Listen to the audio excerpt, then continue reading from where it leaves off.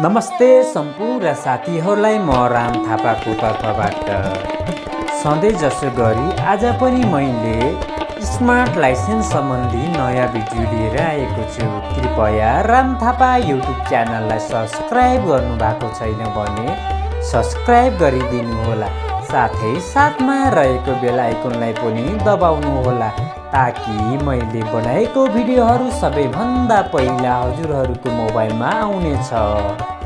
आउनुहोस् आजको विषयवस्तुतिर लागौँ। 2081 साल चैत 20 गते बुधबारका दिन अर्थात् आज प्रिन्ट भएर आएका स्मार्ट लाइसेन्सहरू देखाउनको लागि मेरो मोबाइलको स्क्रिनतिर लिएर जाँदैछु।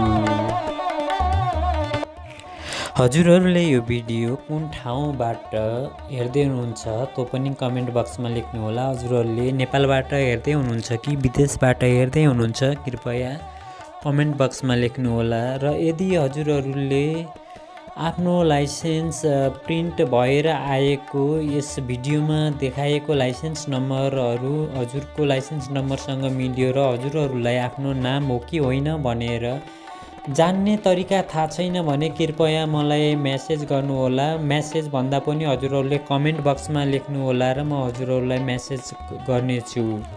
यदि यो भिडियोमा देखेमा मात्र कृपया कमेन्ट बक्समा लेख्नु होला है त। धेरै साथीहरूको गुनासो छ नामसहित देखाउनु होला भनेर, यस कारणले गर्दा फेरि मैले एकैचोटि नाम र लाइसेन्स नम्बर देखाउन समस्या भएको कारणले गर्दा मैले हजुरहरूलाई सर्ट भिडियो मार्फत नामहरू लिएर आउँदैछु। कृपया सर्ट भिडियो पनि हेर्नुहोला र भिडियो सम्बन्धी कुनै पनि सल्लाह सुझाव भए कमेन्ट बक्समा लेख्न सक्नुहुन्छ है त।